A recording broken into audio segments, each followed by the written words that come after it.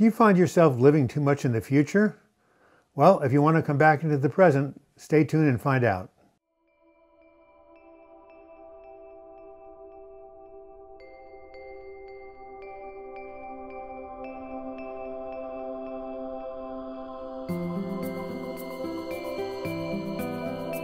Hello, my name is Douglas Bloch. I'm an author and mental health educator. Welcome to your Depression Recovery channel, where each week we talk about practical tools and coping strategies for healing from depression and anxiety. The title of today's talk is, Are You Living in the Future? Before we find out, of course, we have to tell our jokes. They're really puns, and these puns coming up are about food, all given to me by my live chat audience. If you wanted to join our virtual community, just show up at my YouTube homepage at noon Pacific time every Sunday, and you can join right in. So here's the first pun. Did you hear about the new restaurant that opened on the moon? The food is great, but it has no atmosphere. All right, here's the second food joke. I'm a food engineer, one of my friends is, and he told me, you've heard of fake news? Well, there's also fake food. And then he asked me, what is a fake noodle? I said, I don't know. He said, it's an impasta. All right, so as we were talking about, today is, what is today? It's February 4th, 2020. Oh my goodness. What a cool year. We had 2 days ago, we had 2020. It was the first palindrome year for the Brits and the United States in 911 years, where you go backwards and forwards, same date. Anyway, about a little over a month ago, one of my heroes, a guy named Baba Ram Dass, died. He was 88. It was right around the winter solstice, and he was famous for a book that really changed a lot of people in my generation, got us on the spiritual path. The book is called Be Here Now. It's still in print, and you'll see it on the screen, and it's really, really cool. And what the premise of the book is that the best way to achieve spiritual enlightenment or spiritual awareness is to always live in the present moment. And to prove his point in his lectures, he gave the following demonstration or exercise. Okay, set your alarm clock on your iPhone or your refrigerator, digital clock, or whatever you want to do. Set it, say, till 4 in the afternoon. When the alarm goes off, ask yourself, where am I? Well, the answer is here. What time is it? The answer is now. Now set the alarm for like 2:30 in the morning. You're snoring, you're waking up, and suddenly you hear the alarm. Where am I? Well, I'm here. What time is it? It's now. Try it again for 5 o'clock on, a month from now. 1 month from now, 5 p.m., again, the alarm goes off. Again, where am I? Here. What time is it now? So this just shows that we're always in the here and now. And I just remembered there's a very famous book written by Eckhart Tolle called The Power of Now. And maybe that's why it was so successful, because he was tapping into that truth. The reason that the books Be Here Now and The Power of Now are so important is because they talk about being in the present. And unfortunately, human beings find that very difficult. Now, why is that? It's because we have something called the prefrontal cortex, the thinking brain. It's located right here. And this thinking brain is really cool because it allows us to set goals, plan for the future, look at different outcomes, and then choose what's best. But that also has its downside. And that's because when we think about the future, right, we can also think about not just the good stuff, but the bad stuff. And because we're hardwired to survive by fear, remember when we were running around the Serengeti and animals were chasing us?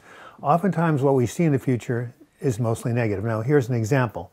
Let's say you're walking in Yellowstone. When I was in my 20s, I loved to hike the national parks. And one day, actually, this is true, I woke up and there was a black bear on top of me.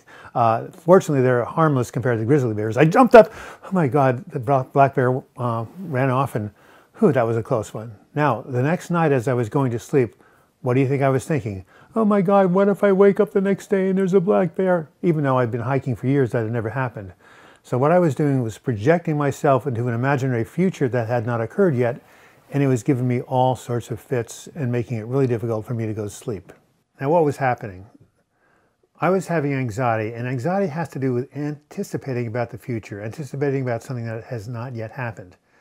It's like I stepped into a time machine and went to the future of the next morning when the bear would be there. I read science fiction when I was a kid. I loved it. And they said there was no such thing as time travel. Well, there is. We do it all the time when we project ourselves into the future while our body is still here in the present.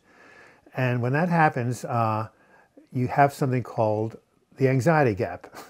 And the more unpleasant the things are in the future, the more anxious you are. And we have a word for that. It's called worry. Some people are worryaholics.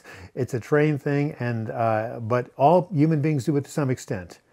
And of course, there's a whole spectrum of worry, and when it becomes too extreme, people are even afraid to go out of their house lest something bad happens. That's called agoraphobia. So now I'd like you to do a simple exercise. Close your eyes and ask yourself this question: how much time do I spend imagining myself in the future? And when I'm there, how do I feel? Oftentimes there will be a tinge of anxiety or fear.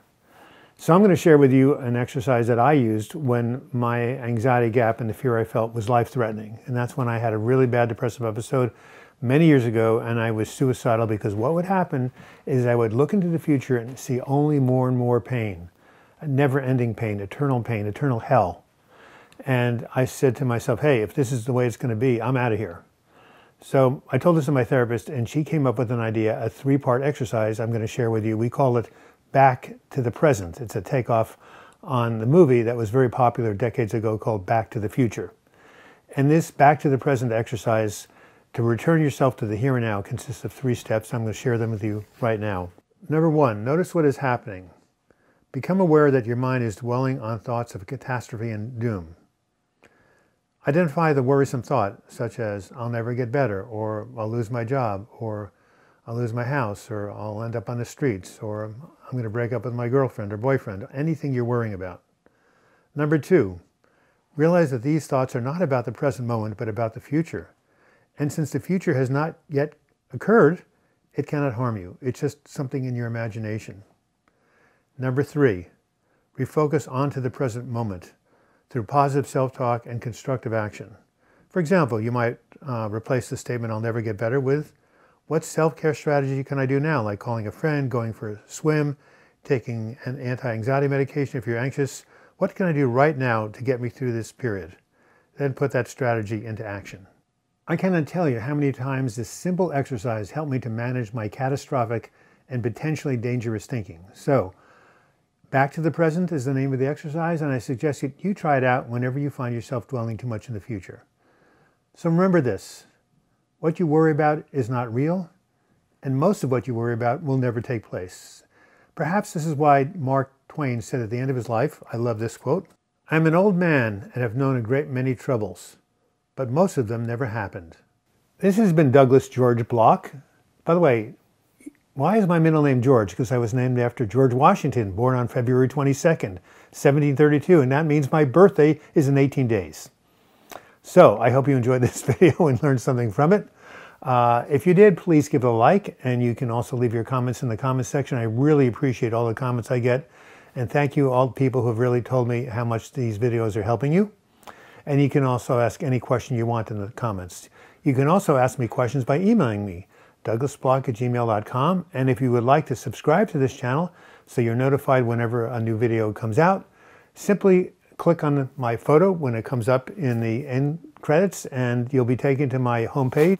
Click on the button, and you also click to the right of it. There's a bell. You'll be notified every time I put out a new video or do a new live chat. If you want to support this channel, as many of you have, click on the Patreon image and you'll be taken to my crowdfunding website, where for as little as $2 a month you can support this channel. And until we meet again, I wish you the best in your mental health recovery. Thanks for tuning in.